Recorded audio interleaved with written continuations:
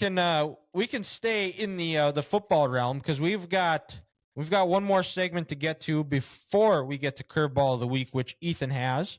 Hopefully, you didn't forget, Ethan. I got something.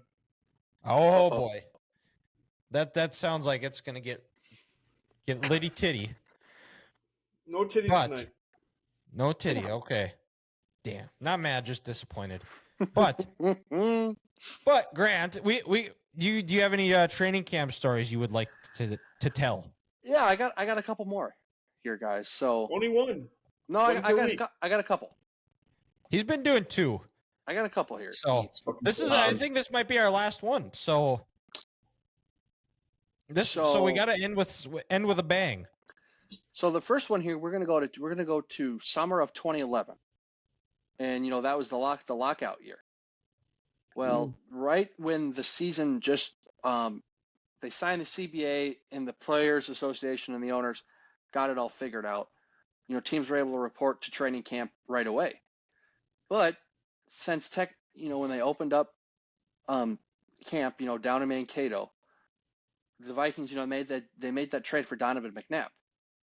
Well, since McNabb didn't sign his contract right away, or it took 2 or 3 business days, he wasn't allowed to actually practice with the Vikings at MSU, on Blakesley and all those practice fields. So one day we're down at high school, we're down at West, and we see this very big man with a really strong arm throw into a receiver in the end zone. And we're like, what the heck is going on here? So we go down to the field, and who's working out? It's Donovan McNabb. Because we're 2 minutes away from MSU, and we had a football field, and someone on the Vikings maybe made a call, or they just said, oh yeah, we're going to go down to this high school field here. So I can't remember what receiver he was throwing to, but yeah, Malcolm Jenkins or Michael Jenkins. Was it Michael? Yeah, it was Michael Jenkins. Michael Jenkins. Yep. Oh, boom! Yeah, it was Michael Jenkins, and they go, yeah, something with the league year that hasn't started yet. We can't practice with the team yet, so we're watching McNabb kind of throw to Jenkins, and I know he was at the tail end of his career, and Donovan's time with the Vikings was not good, but the man had an absolute cannon, the strongest arm I've ever seen. It was just crisp. And, when he came off that field, you could tell he was putting that work in because his whole body was covered in sweat. And he walks around and he goes, whew, fellas, now you see what it's like to be in the pros. And we were just kind of all starstruck, like, okay, yeah, this dude's a big deal. He played in the Super Bowl, went to a bunch of NFC title games, but just being able to see him, like, work out, like, right in front of me was really cool. You're not in the stands. He's not 2 fields away. They're not at one end zone. It was like, oh, Donovan's right here. And he's at Little Mankato West High School because of the lockout and the CBA wasn't signed yet. Yeah, fuck you, Mankato East. Yeah,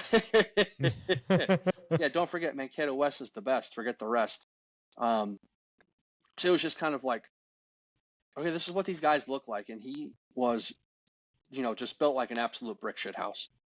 But yeah, couldn't work out at MSU, so he had to come down to the old high school, and a bunch of us saw him spin it for a little bit there. Nice. So that was cool. And then another one here, Dad had it in Dan's book, the Love Vote scandal. I think it's time. It's only fair that I bring up Mr. Fred Smoot. It was the summer after. It was the big Saturday night practice at Blakesley. The defensive backs are on the side of the field that we're on. And these two beautiful women, they walked by, and you could clearly tell they were looking to meet up with someone and get picked up and, have a good Saturday night. And some bystander, some fan, maybe about 10 rows behind me or something, he sees these 2 really beautiful women, and he goes, hey, Smoot, what do you think about these 2? Smoot turns around and just gives them a thumbs up like, they'll do, baby.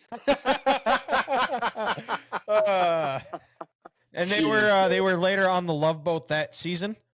Well, it was the year after the Love Boat. Oh, Dylan, gotcha. That's what made it so funny. We had the Love Boat in 05, and then this was the summer of 06. Hey, Smoot, what about these 2? He turns around, takes a look at them, and just, yeah.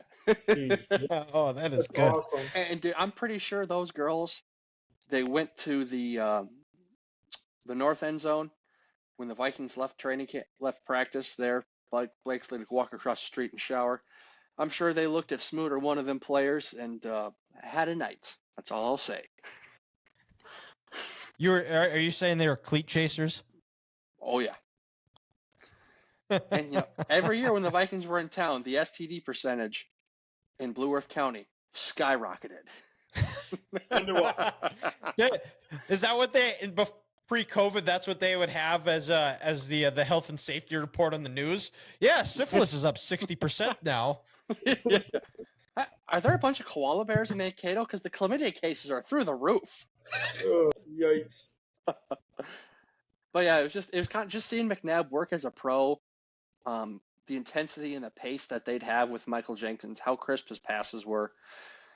These guys, they take it serious, and it was cool. But yeah, and then with Smoot, that guy, just not a care in the world, and Smoot like, yeah, I know what happened, and he goes, yeah, they'll work for me. These two honeys will work for me. What? Lord. He just got brought up. He just got arrested or something. I saw. And that's what reminded me of the story. Yeah. Because I saw he got arrested. That is quite the criminal secondary. Because Darren Sharper was there at that time as well, wasn't he? Probably right around there, I don't know if maybe he was low there after. yet. It was real close. Was real close to that. Maybe time. it was a Darren year before, Sharper but they was were there, definitely yeah. in the same defensive backfield together. Oh yes, they were.